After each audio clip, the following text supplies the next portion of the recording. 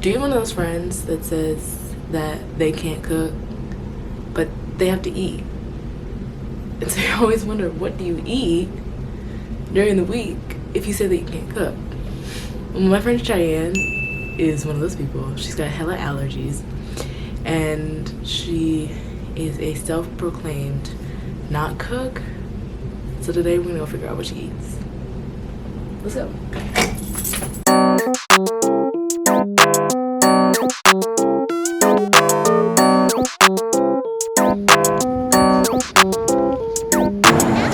So 2 seconds, in and out. In and out, because we're just getting the bulgogi if they have it. If they don't have it, we'll get the spicy pork. Okay. Then I'll get like the Japanese seaweed. I think I love to eat, but I don't like to cook at all. So I look for the simplest things that I can make. Sometimes that's frozen food, most times it's frozen food, and then other times it's like pre-made food that I just kind of heat up and eat. Well, here's the thing. My mom loves to cook, my grandmother loves to cook, my grandfather loves to cook. My dad doesn't cook at all. So I'm starting to feel like I get it from my dad. I can't tell if I'm starting to gravitate more towards Asian food and I'm having like an interest in cooking Asian food because I lived in Asia last year, and like I was telling my friend the other day, like, I mean, I had a lot of food allergies, I had a lot of problems, but I kind of like miss it a little bit. And so I find myself like always going to get ramen, and I'm always going to get ramen, and now I'm like making all these different things. Cheyenne lived in Vietnam for a year. She was a part of the Princeton in Asia program, and she lived there for a year. I came to visit her. You sure did. She sure did. And she would order McDonald's every day. I sure did. Yeah. So we'll talk about that. We'll talk about it. If you could learn how to make one dish, what would it be? Okay, top 3. Can I do top 3? I feel like top 3, I would want to make pork tonkatsu ramen, because I love that.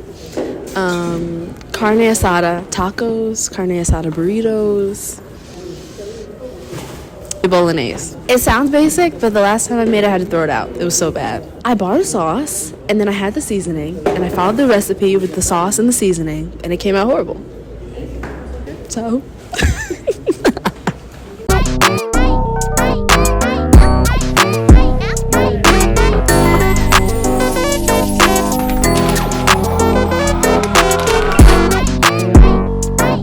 I think when I first got there, I was very open and willing to try new things.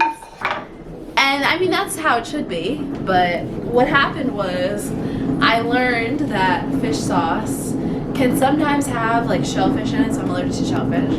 Sometimes fish sauce can have shellfish in it, sometimes it doesn't have. But the problem is, it's not that food allergies isn't really a concept, but it's not as common.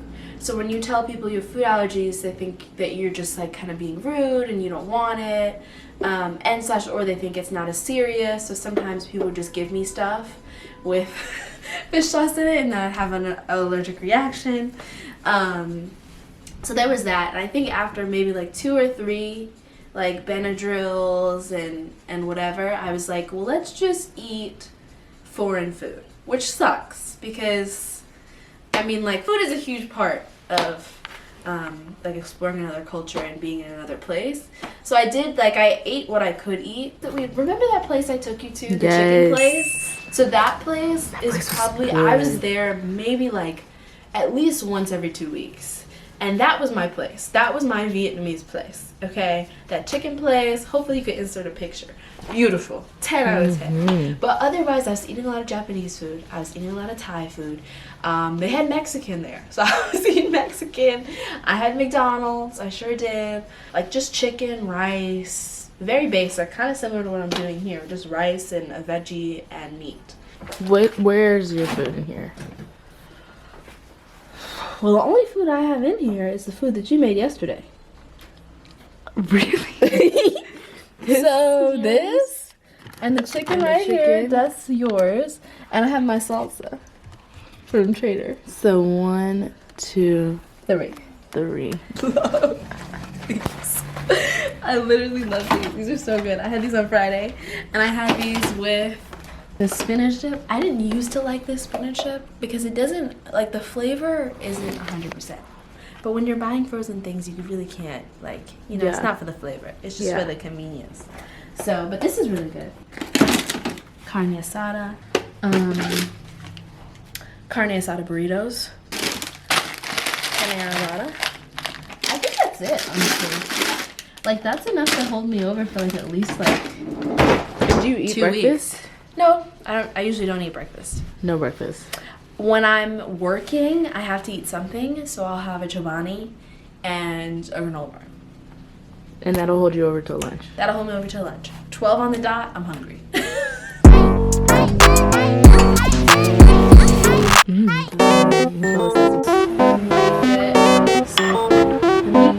When we were in college and I would go to Cheyenne's apartment, I would walk in and she'd have her little bowl of rice, chicken, and broccoli. Sometimes it was just rice and broccoli. That was what I was doing my cleanse. When you were doing your cleanse. And then she also had, now I don't know if these were yours or if they were Summer's, but the Costco, the like sorbet in the shell. That was Summer. That was Summer. Oh, that was Summer's. No, that was good though. But then I started buying them because of Summer. Oh. And then of course she had her popcorners. And I had my popcorners. Do you have any popcorners? And my kombucha. I have some downstairs. Her popcorners. She always. That's a must. Her popcorners are her That's my signature. signature.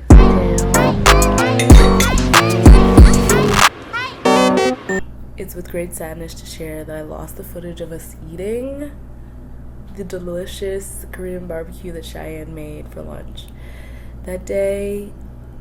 So in lieu, here's this very kitschy edit, cap cut edit of the photos that we took of the meal.